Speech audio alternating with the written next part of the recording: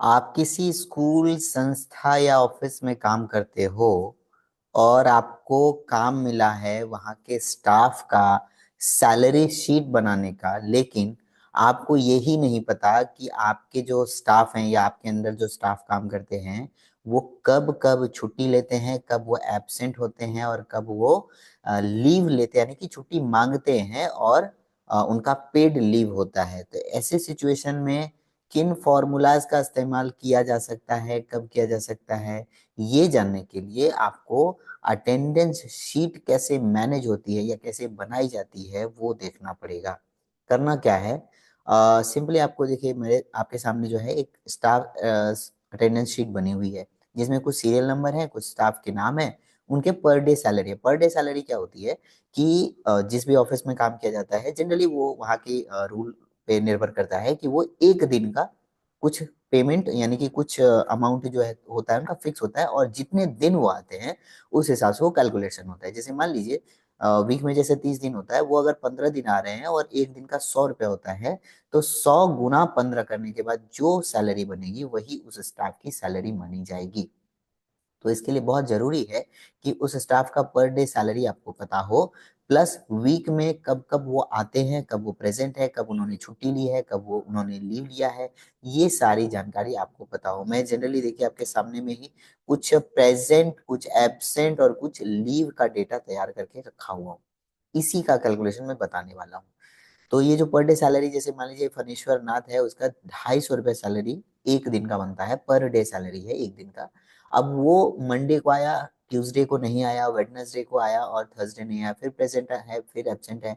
इस तरह से जो मिसमैच है इसका कैलकुलेशन करने के लिए बहुत जरूरी है कुछ फॉर्मूलाज का आना। अब कैसे कैसे फॉर्मूला काम करेगा मैं यहाँ ऊपर में लिख देता हूँ। टोटल डेज अगर काउंट करने हैं और वो अल्फाबेट में है, यानी कि जो प्रेजेंट, एब्सेंट, PAL ये सारे अल्फाबेट्स आते हैं, तो इसके लिए काउंट ए का फॉर्मूला चलता है, काउंटा का फॉर्मूला भी इसको बोलते हैं। और अगर प्रेजेंट एब्सेंट जानना है तो जनरली काउंट इफ का फॉर्मूला चलता है, और यही फॉर्मूला सब पर लागू होता है। मैं उसके लिए आपको यहाँ पे ड्रैग कर देता हूँ, इन तीनों के लिए काउंट इफ का ही फॉर्मूला चलेगा। मैं इसे एक कलर में कर देता हूँ ताकि आपको पता हो कि किन चीजों पे बात होने वाली है। टोटल सैलरी पे भी हम लोग आएंगे। चलते हैं काउंट ए, यानी कि टोटल डे काउंट करना है, कितने डे उनका, कितने दिन वो टोटल डे, वीक में कितने दिन का उनका सैलरी बनता है। तो उसके लिए इक्वल्स टू काउंट ए, मैंने ऊपर काउंट ए लिख दिया है आपके हेल्प के लिए।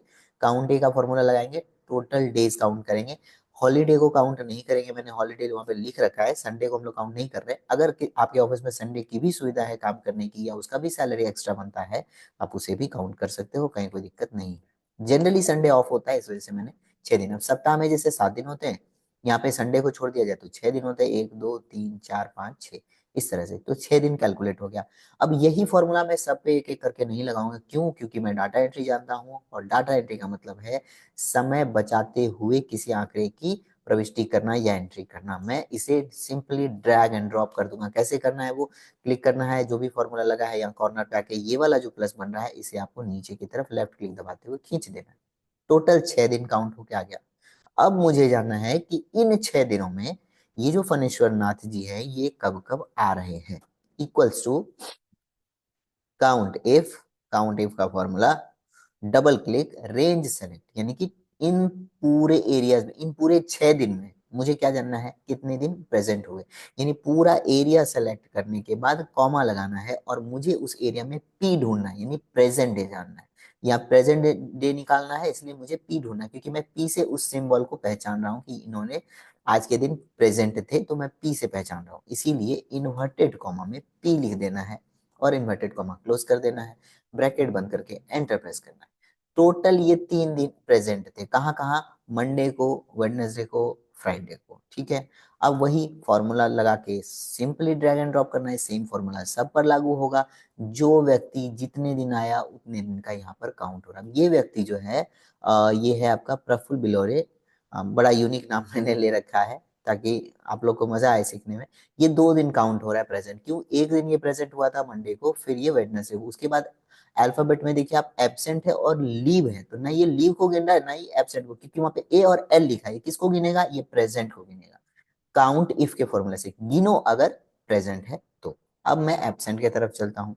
सेम फॉर्मूला, काउंट इफ का फॉर्मूला लगाना है, रेंज सेलेक्ट करना है टोटल 6 डेज का। आप पूरे मंथ का भी इसी तरह से अटेंडेंस शीट बना सकते हो। मैं इसके ऊपर भी आगे चल के एक वीडियो बना दूंगा पूरे मंथ का कैसे कैलकुलेट होता है। फिर कॉमा लगा के इन्वर्टेड कॉमा में क्या देना है, एब्सेंट जाना है तो क्या देना है, ए लिखना है, इन्वर्टेड कॉमा क्लोज, ब्रैकेट बंद, एंटर। अब ये व्यक्ति 3 दिन प्रेजेंट हुआ और 3 दिन एब्सेंट भी हुआ, सिंपली ड्रैग एंड ड्रॉप करना है आपको नीचे तक। अब कोई व्यक्ति किसी दिन एब्सेंट मतलब पूरे वीक में नहीं किया तो यहाँ पे देखिए ये लीव पर था ना कि एब्सेंट पे था, तो यहाँ 0 आ रहा है, यानी कि एक भी दिन एब्सेंट नहीं हुआ।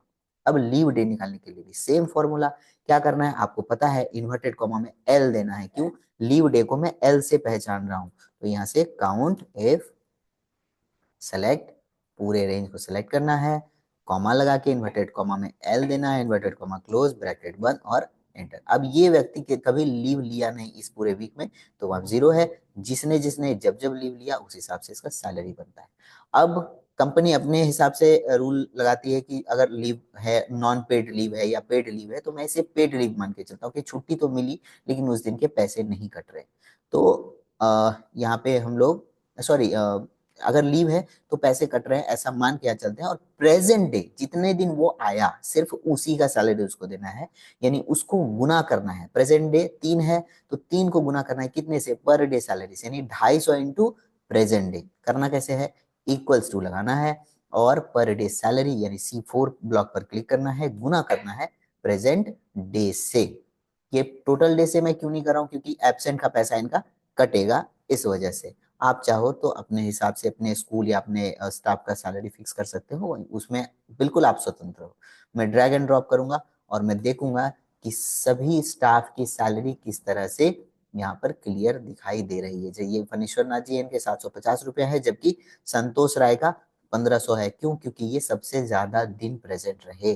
तो इस प्रकार से आप एक बड़े से डेटा शीट पर भी present, absent, leave day, per day salary, total salary, net salary, ये सारी चीजें निकाल सकते हो सिर्फ और सिर्फ ये फॉर्मूला अगर आपको आता हो। जैसे कि count, count A, count if, count blank, ये सारे जो मैं नए नाम आपको बोल रहा हूँ इससे भी रिलेटेड मैं वीडियो बनाऊंगा और मैं पोस्ट करूंगा।